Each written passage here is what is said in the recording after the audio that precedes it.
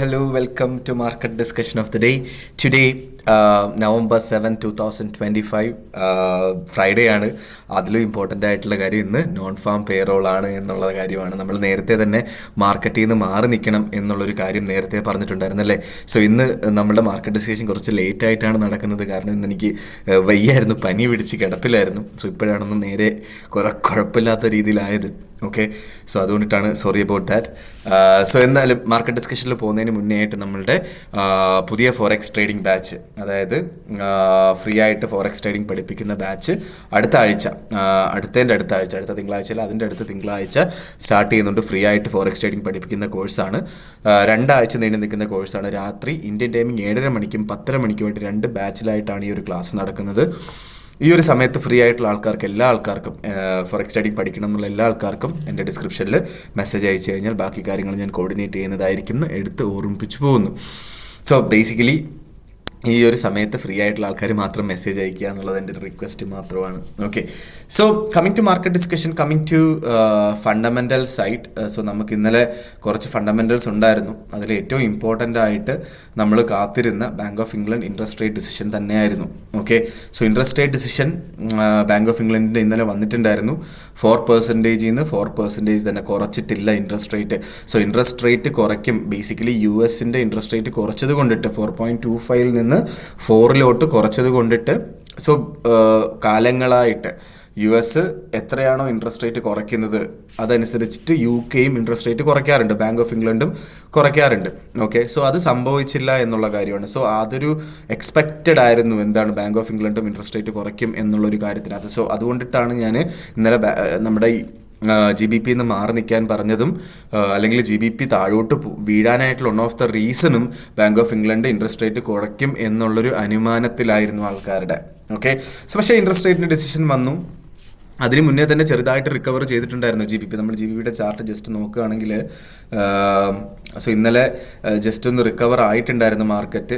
ഇതിന് മുന്നേ ആയിട്ട് തന്നെ 1.3000 അടുത്തൊക്കെ മാർക്കറ്റ് വന്നതായിരുന്നു. സോ അതിനുശേഷം ഇന്നലെ 3050 മുകളിൽ മാർക്കറ്റ് സസ്റ്റെയിൻ ചെയ്തു. അതിനുശേഷം ഇൻട്രസ്റ്റ് റേറ്റൂടെ കഴിഞ്ഞപ്പോഴത്തേക്കും 3150 വരെ മാർക്കറ്റ് എത്തിയിട്ടുണ്ടായിരുന്നു. നമുക്കറിയാം 3140 ആണ് മേജറായിട്ടുള്ള ഇനി അടുത്തൊരു റെസിസ്റ്റൻസ് ആയിട്ട് ആക്ട് ചെയ്യാൻ പോകുന്നത്. കാരണം കാലങ്ങളായിട്ട് ഏകദേശം ഒരു 4-5 മാസത്തോളം ഇതൊരു പ്രോപ്പർ സപ്പോർട്ടായിട്ട് ആക്ട് ചെയ്ത സോൺ ആയതുകൊണ്ടിട്ട് തന്നെ അവിടെ ഒരു പ്രോപ്പർ റെസിസ്റ്റൻസ് നടന്നു.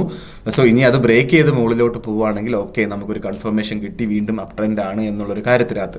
ഓക്കെ, സോ GBPയുടെ കാര്യം പറയുകയാണെങ്കിൽ നമുക്ക് ടെക്നിക്കൽ സൈഡിലോട്ട് പിന്നീട് പോവാം. ഓക്കെ, സോ എന്തായാലും ഇൻട്രസ്റ്റ് റേറ്റ് കുറച്ചിട്ടില്ല എന്നുള്ളത് GBPക്ക് വളരെ നല്ല ഒരു കാര്യം കൂടെയാണ്. സോ ഇനിഷ്യൽ ജോബ്ലെസ് ക്ലെയിമിൻ്റെ ന്യൂസ് ഉണ്ടായിരുന്നു, പക്ഷേ അത് നോട്ട് ഡിക്ലെയർഡ് ആണ്. നമുക്കറിയാം എന്താണ്, US ഗവൺമെൻറ് ഷട്ട് ഡൗൺ ആണെന്നുള്ളൊരു കാര്യം നമുക്കറിയാം അല്ലേ. സോ ഇന്ന് നമുക്ക് ന്യൂസ് വരാൻ പോകുന്നത് മെയിനായിട്ടും നോൺ ഫാം പേറോളാണ്. അത് ഉച്ചയ്ക്ക് 1:30 മണി UK ടൈമിങ്ങിലാണ് നോൺ ഫാം പേറോൾ വരുന്നത്. അത് വരുമോ ഇല്ലയോ എന്നുള്ളൊരു കാര്യം അറിയില്ല കേട്ടോ. US ഗവൺമെൻറ് ഷട്ട് ഡൗൺ ആയതുകൊണ്ടിട്ട് തന്നെ അത് വരുമോ ഇല്ലയോ എന്നുള്ളൊരു കാര്യത്തിനകത്ത് ഡൗട്ടുണ്ട് എന്നുള്ളൊരു കാര്യം മനസ്സിലാക്കുക. ഓക്കെ, സോ അത് വളരെ ഇമ്പോർട്ടൻ്റ് ആണ്. വന്നാലും വന്നില്ലെങ്കിലും മാറി നിൽക്കുക എന്നുള്ള കാര്യമാണ് നമ്മുടെ ഭാഗത്ത് നമുക്ക് ചെയ്യാൻ പറ്റുന്ന ഒരു കാര്യമല്ലേ.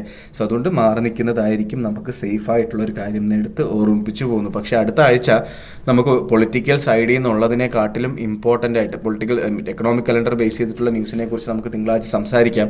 പക്ഷേ പൊളിറ്റിക്കൽ സൈഡിൽ വരുന്ന പൊളിറ്റിക്കൽ സൈഡിൽ നിന്ന് ഏറ്റവും ഇമ്പോർട്ടൻ്റ് ആയിട്ടുള്ള കാര്യം, റഷ്യയും US-ഉം അവർ പല ലോട്ട്സ് ഓഫ് മിസൈൽസിൻ്റെ പരീക്ഷണം നടത്തും എന്നുള്ള പ്രഖ്യാപനം ഉണ്ടായിട്ടുണ്ട്. ഓക്കെ, സോ അത് ബേസിക്കലി US പ്രഖ്യാപിച്ചതിന് ശേഷം റഷ്യയും പ്രഖ്യാപിച്ചു അങ്ങനെ പരീക്ഷണം നടത്തും എന്നുള്ളൊരു കാര്യം. ആ പരീക്ഷണം നടത്തിയാൽ അതൊരു മിസൈലായിരിക്കും, ഗോൾഡിലുള്ളൊരു മിസൈലായിരിക്കും എന്നുള്ള കാര്യം ഞാൻ എടുത്ത് ഓർമ്മിപ്പിച്ച് പോവാണ്. കാരണം അപ്രതീക്ഷിതമായ മൂവ്മെൻറ്റ്സ് കണ്ടു കഴിഞ്ഞാൽ ഒരു കാരണവശാലും അതിനകത്ത് ഭയപ്പെടാതിരിക്കുക. ഇങ്ങനൊരു കാര്യം കൂടെ നടക്കുന്നുണ്ട്. സോ ബേസിക്കലി എൻ്റെ റെക്കമെൻഡേഷൻ, നമുക്ക് ഗോൾഡിൽ നിന്ന് തൽക്കാലം കുറച്ച് കാലമായിട്ട് മാറി നിൽക്കുകയാണല്ലോ, വീണ്ടും കുറച്ചും കൂടെ ഒന്ന് മാറി നിൽക്കാം.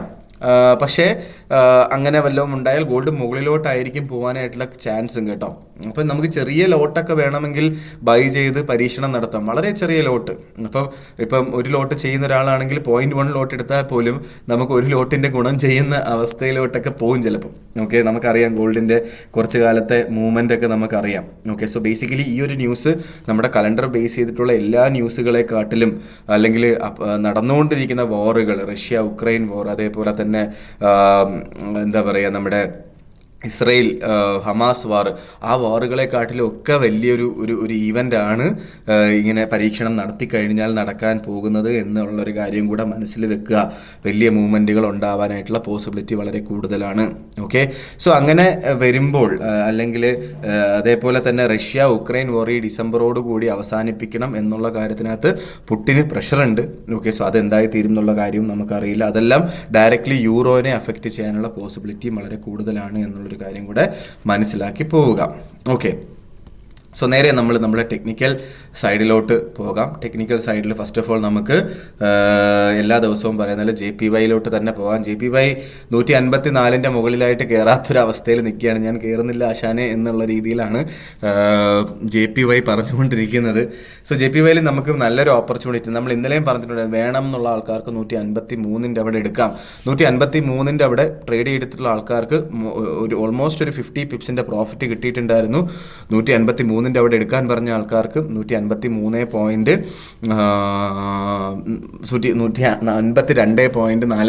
താഴെയാണ് സ്റ്റോപ്പ് ലോസ് ഇടാൻ പറഞ്ഞത്. ആ സ്റ്റോപ്പ് ലോസ് ഹിറ്റ് ആയിട്ടില്ല. അപ്പോൾ ഞാൻ ഇന്നലെ പറഞ്ഞൊരു കാര്യമുണ്ട്, ഈ 153 എന്ന് പറയുന്ന ഒരു മേജർ സപ്പോർട്ട് അല്ല, അതൊരു മൈനർ സപ്പോർട്ട് മാത്രമാണ്. ഓക്കെ, സോ അതുകൊണ്ടിട്ട് തന്നെ ഒരു ലോങ്ങർ ടേമിലോട്ട്, അല്ലെങ്കിൽ ഒരുപാട് പിപ്പിൻ്റെ പ്രോഫിറ്റ് അവിടെ കിട്ടുമെന്ന് നമ്മൾ എക്സ്പെക്ട് ചെയ്തിട്ട് കാര്യമില്ല. ഒരു 50 പിപ്സ് ടു 60 പിപ്സിൻ്റെ പ്രോഫിറ്റ് എടുത്ത് മാറുക എന്നുള്ളതാണ് ഇങ്ങനെ മൈനർ റെസിസ്റ്റൻസിനകത്ത് സപ്പോർട്ട് ചെയ്യുന്ന ഒരു എൻട്രി നമ്മൾ എടുത്തു കഴിഞ്ഞാൽ. ഓക്കെ, സോ മേജർ റെസിസ്റ്റൻസ് 152 തന്നെയാണ്. 152 അവിടുന്ന് ബൈ ചെയ്യുന്ന ആൾക്കാർക്ക് നമുക്ക് എത്രയാണ് 151.40 താഴെ സ്റ്റോപ്പ് ലോസ് വെക്കണം. സോ സപ്പോസ് നമ്മളൊരു 70 പിപ്സിൻ്റെ സ്റ്റോപ്പ് ലോസ് ആണ് വെച്ചതെങ്കിൽ, അല്ലെങ്കിൽ 80 പിപ്സിൻ്റെ സ്റ്റോപ്പ് ലോസ് ആണ് വെച്ചതെങ്കിൽ, നമുക്കൊരു 120 പിപ്സിൻ്റെ എങ്കിലും ടേക്ക് പ്രോഫിറ്റ് എടുത്ത് മാറണം. ഓക്കെ, അപ്പം 153.20 അവിടെയെങ്കിലും സ്റ്റോപ്പ് ലോസ് ടേക്ക് പ്രോഫിറ്റും വെച്ച് തന്നെ പോകണം. സോ 152 അവിടെ കിട്ടിക്കഴിഞ്ഞാൽ ധൈര്യമായിട്ട് JPYയിൽ ബൈ ചെയ്ത് മുന്നോട്ട് പോവുകയും ചെയ്യാം എന്നുള്ളതാണ് എൻ്റെ റെക്കമെൻഡേഷൻ. 153 അവിടെ ഇനി കിട്ടിയാൽ ബൈ ചെയ്യാതിരിക്കും. കാരണം അത് ഇനി സപ്പോർട്ട് ചെയ്യണമെന്ന് നിർബന്ധമില്ല. ഇനി പോയി നിൽക്കണം എന്നുണ്ടെങ്കിൽ 152 അവിടെ ആയിരിക്കും എന്ന് ഞാൻ എടുത്ത് ഓർമ്മിപ്പിച്ചു പോവാണ്. സോ ഇനി നമുക്ക് JPYയിൽ USD JPYയിൽ 152 എന്ന് പറയുന്ന ഒരു ഓപ്പർച്യൂണിറ്റിയാണ് ഇനി നമുക്കുള്ളത്. 151.40 താഴെ സ്റ്റോപ്പ് ലോസ് വെക്കണം. ഇല്ല എങ്കിൽ നമുക്ക് നോൺ ഫാം പേറോളിൻ്റെ ന്യൂസ് വന്നു, JPY മുകളിലോട്ട് പോയി 154 മുകളിൽ ഇന്ന് രാത്രി സസ്റ്റെയിൻ ചെയ്യുകയും തിങ്കളാഴ്ച രാവിലെ 154 അവിടെ കിട്ടിക്കഴിഞ്ഞാൽ അവിടുന്ന് വേണമെങ്കിലും നമുക്ക് ബൈ ചെയ്ത് മുന്നോട്ട് പോകാം. ഓക്കെ, സോ ഇന്ന് ന്യൂസ് കഴിഞ്ഞിട്ട്, അല്ലെങ്കിൽ ന്യൂസിന് മുന്നേ ആയിട്ടൊക്കെ 152 അടുത്ത് കിട്ടിക്കഴിഞ്ഞാൽ തൽക്കാലം ഒന്ന് മാറി നിൽക്കുന്നതായിരിക്കും നല്ലത് കേട്ടോ. നമുക്ക് തിങ്കളാഴ്ച ചെയ്യുന്നതായിരിക്കും ബെറ്റർ. ഓക്കെ, ഞാൻ ഓപ്പർച്യൂണിറ്റി പറഞ്ഞു പോയതാണ്. അപ്പോൾ ഇന്ന് മാർക്കറ്റ് 152 മുകളിൽ തന്നെ സസ്റ്റെയിൻ ചെയ്ത്, 152 മുകളിൽ തന്നെയാണ് ഇപ്പോൾ നിൽക്കുന്നത്. താഴോട്ട് മാർക്കറ്റ് വീണ് കഴിഞ്ഞാൽ, ഇവിടുന്ന് നോൺ ഫാം പേറോളിൻ്റെ ന്യൂസ് വരുമ്പോൾ മാർക്കറ്റ് താഴോട്ട് വീണ് 152 അവിടെ നിന്ന് സസ്റ്റെയിൻ ചെയ്ത് തിങ്കളാഴ്ച രാവിലെ 7:30 മണിക്ക് 152 അവിടെ തന്നെ കിട്ടിക്കഴിഞ്ഞാൽ നമുക്ക് അവിടുന്നും ബൈ ചെയ്ത് തിങ്കളാഴ്ച മുന്നോട്ട് പോകാം. ഓക്കെ, ഇന്നത്തെ ഓപ്പർച്യൂണിറ്റി അല്ല കേട്ടോ. ഓക്കെ, സോ നേരെ നമ്മളുടെ യൂറോയിലോട്ട് വരുമ്പോൾ യൂറോ 1.15498 നിൽക്കുന്നു. സോ 1.1500 അവിടുന്ന് ബൈ ചെയ്യുന്ന എല്ലാവരുടെ അടുത്തും ഞാൻ പറഞ്ഞിട്ടുണ്ടായിരുന്നു. അവിടുന്ന് ബൈ ചെയ്തിട്ടുള്ള ആൾക്കാർക്ക് 1.1500 ഓൾമോസ്റ്റ് 50 പിപ്സിൻ്റെ പ്രോഫിറ്റിൽ ഇപ്പോൾ നിൽക്കുന്നു. ഈ പ്രോഫിറ്റ് എടുത്ത് മാറണം എന്നൊന്നും ഇല്ല കേട്ടോ. മേജറായിട്ടുള്ളൊരു സപ്പോർട്ടായിരുന്നു അവിടെ. നമുക്ക് അറ്റ്ലീസ്റ്റ് ഒരു 1.1650 വരെ എങ്കിലും നമുക്ക് പ്രോഫിറ്റ് ബുക്ക് ചെയ്യാം, അല്ലെങ്കിൽ ടേക്ക് പ്രോഫിറ്റ് നമുക്ക് നോക്കാം എന്നതാണ്. കാരണം നല്ലൊരു അല്ലെങ്കിൽ വേണം എന്നുള്ള ആൾക്കാർക്ക് പാർഷ്യലി 1.1600 അടുത്തൊക്കെ എത്തുമ്പോൾ പ്രോഫിറ്റ് എടുത്ത് മാറുകയും ചെയ്യാം. ഓക്കെ, നേരെ നമ്മൾ GBPയിലോട്ട് വരുമ്പം GBP ഇന്നലെ മൊത്തത്തിൽ നമുക്ക് 1.3100 മുകളിലായിട്ടായിരുന്നു മാർക്കറ്റ് സസ്റ്റെയിൻ ചെയ്തത്. മാർക്കറ്റ് ക്ലോസിങ്ങും 1.3100 മുകളിൽ തന്നെയായിരുന്നു. ഓക്കെ. സോ നമുക്ക് അതുകൊണ്ടിട്ട് തന്നെ 1.3100 ഈ ഒരു പോയിന്റിൽ നിന്ന് നമുക്ക് ബൈ ചെയ്ത് മുന്നോട്ട് പോകാം. നമ്മൾ ഇന്നലെ ബൈ ചെയ്യണം എന്ന് ഞാൻ പറഞ്ഞു, 1.300 അവിടുന്ന് ബൈ ചെയ്യണം എന്ന് ഞാൻ പറഞ്ഞിട്ടില്ല. കാരണം നമുക്കൊരു അൺസർട്ടൻ ആയിരുന്നു, നമുക്ക് ഇൻട്രസ്റ്റ് റേറ്റ് വന്നതിന് ശേഷം ഒരു തീരുമാനം എടുക്കാമെന്നാണ് പറഞ്ഞത് അല്ലേ. പക്ഷേ ഇപ്പോൾ ഈ ഒരു പോയിന്റ് ഓഫ് ടൈമിൽ നിന്ന് വേണമെങ്കിൽ ബൈ എടുക്കാം. വേണം എന്നുള്ള ആൾക്കാർക്ക് സേഫ്റ്റിക്ക് വേണമെങ്കിൽ എന്താണ് നമ്മളുടെ നോൺ ഫാം പേറോളിൻ്റെ ന്യൂസ് വന്നതിന് ശേഷം ട്രേഡ് എടുത്താലും ട്രേഡ് ചെയ്ത് പോയാലും മതിയാവും. സോ അടുത്തൊരു റെസിസ്റ്റൻസ് 1.3140 എന്ന് പറയുന്നത് ഒരു മേജർ റെസിസ്റ്റൻസ് ആണ്. ഓക്കെ, 1.3140 1.3160 ഇതൊരു മേജർ റെസിസ്റ്റൻസ് സോണാണ്.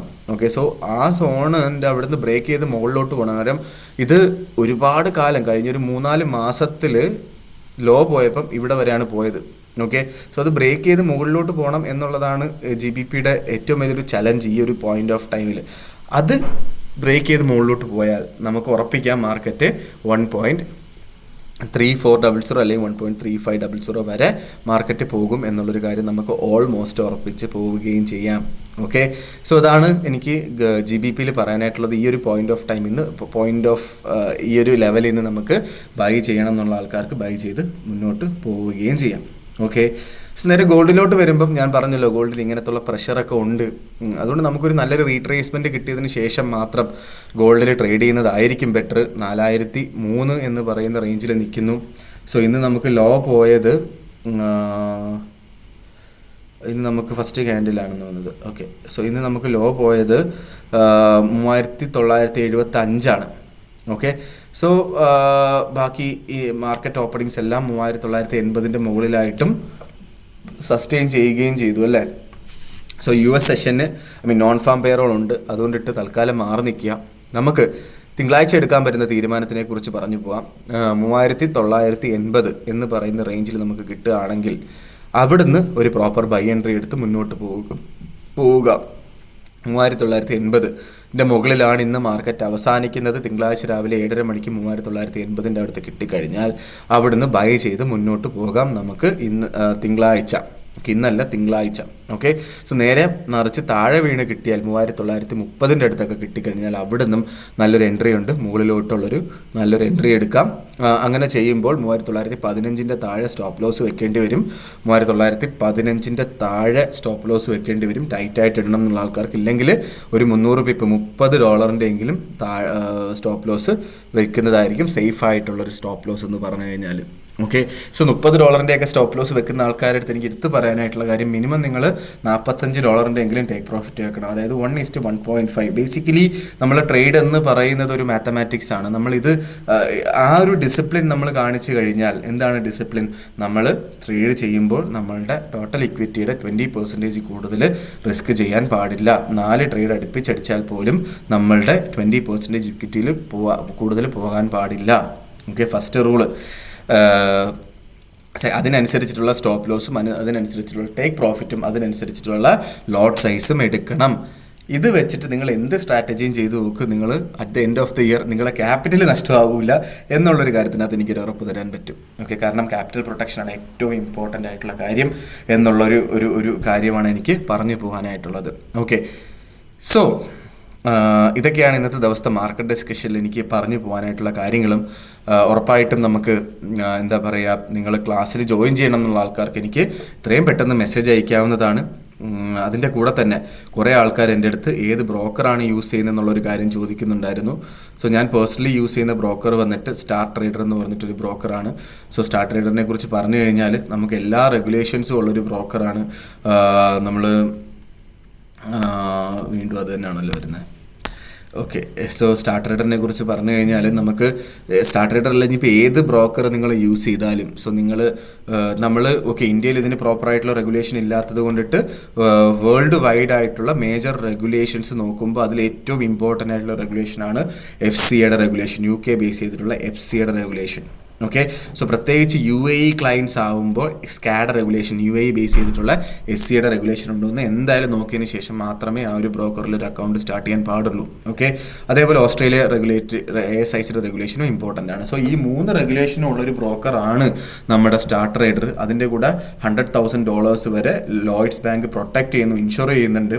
ടൈറ്റായിട്ടുള്ള സ്റ്റോപ്പ് ലോസും ടൈറ്റായിട്ടുള്ള സ്പ്രെഡും 14 ഡേയ്സിലോട്ട് നമുക്ക് സ്വാപ്പ് ഫ്രീ അക്കൗണ്ട്സ് ഇവർ പ്രൊവൈഡ് ചെയ്യുന്നുണ്ട്. അതിൻ്റെ കൂടെ നമുക്ക് വലിയൊരു ഓഫർ ഇവർ തരികയാണ്. എന്താണ് ഓഫർ?